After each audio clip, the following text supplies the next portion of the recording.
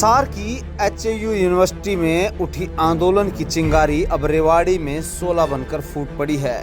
छात्रों की आवाज दबाने की कोशिश अब सरकार और प्रशासन दोनों के लिए सिरदर्द बनती जा रही है। रेवाड़ी के एचएयू एफिलेटेड कॉलेज में छात्र छात्राओं ने एक बड़ा फैसला लेते हुए परीक्षाएं तक देने से इनकार कर दिया। छात्रों का आरोप है कि प्रशासन दबाव बना रहा है, पुलिस धमका रही है। हद तो तब हो गई कि रेवाड़ी की गर्ल्स हॉस्टल में मेल पुलिसकर्मी घुस गए। ये किसी से छुपी नहीं है।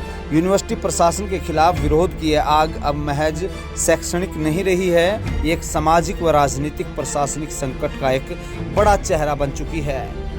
धरने पर बैठी छात्र छात्राओं के समर्थन में हरियाणा के पूर्व डिप्टी सीएम दुष्यंत चौटाला और मंच से ऐसा उन्होंने बयान दिया जिससे पूरे हरियाणा की राजनीति को अब गरमा दिया है। दुष्यंत चौटाला का सीधा हमला जाति पूछने वालों और चूड़ियां दे दो।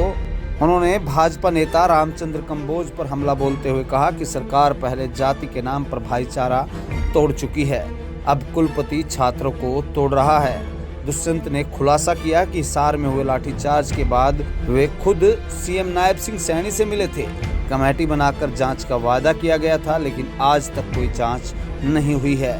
रेवाड़ी के हॉस्टल में छात्राओं का आरोप है कि हमें जबरन बाहर निकाला गया, कमरों में ताका-झाकी की गई, मेल पुलिसकर्मी अंदर भेजे गए, जबकि प्रशासन कह रहा है कि कुछ छात्राएं बंधक बना ली गई थी, इसलिए पुलिस भेजी गई जिसमें महिला स्टाफ भी थी। लेकिन इस स्पष्टीकरण पर अब सवाल भी उठ रहे हैं। एक छात्र के तौर पर जो दुर्घटना हरियाणा एग्रीकल्चर यूनिवर्सिटी हिसार में हुई है, उसको देखते हुए जो बावड़ के अंदर परसों परले दिन इंसिडेंट हुआ, दबाव बनाकर छात्रों के ऊपर और एग्जामिनेशन में बिठाने का जो एक प्रेशर डाला गया, उनसे रिटन लिखित तौर में लेकर उनको अंदर डाला गया। आज इनसे मिलने आया हूँ और छात्रों की एक मांग है कि जिस हिसाब से फीस स्ट्रक्चर बना, उस हिसाब से स्कॉलरशिप और स्टाइफंड सरकार को बढ़ाना चाहिए था, इनने घटाया। मगर वहीं दूसरी ओर पर लाठीचार्ज करेगी नियत्ते बच्चों पर, और अब तक सरकार द्वारा उस पर कोई एक्शन नहीं लिया गया।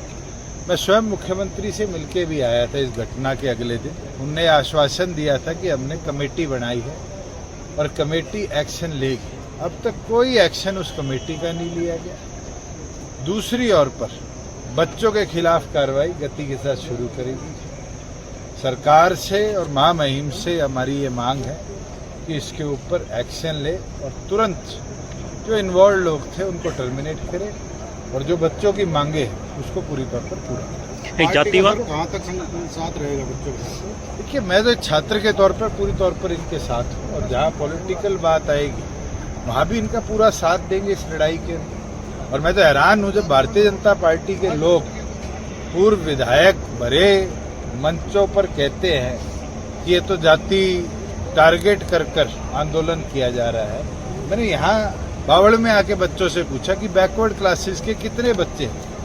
आधा पंडाल बैकवर्ड क्लासेस का है। मैं चाहता हूँ रामचंद्र कंबोज जो बीजेपी के अंदर है, वो आकर बावड़ में आकर कास्ट पूछे लोगों की।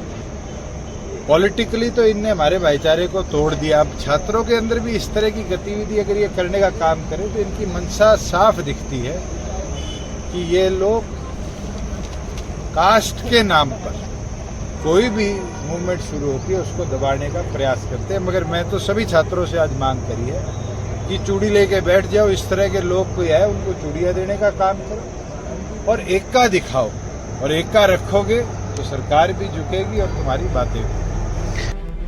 छात्राओं के आंदोलन पर इस तरीके से लहर में रेवाड़ी, झज्जर, हिसार से होते हुए पूरे हरियाणा में जहां अब छात्र आंदोलन उठ खड़ा हुआ है, राजनीति भी अब साफ दो खेमों में बंटती नजर आ रही है। एक तरफ आंदोलनकारी छात्र और विपक्ष, दूसरी तरफ सरकार और चुप्पी साधे बैठा प्रशासन।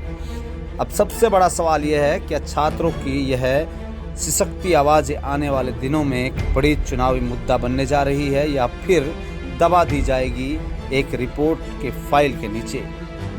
आपका क्या कुछ कहना है, कमेंट करके जरूर बताएं।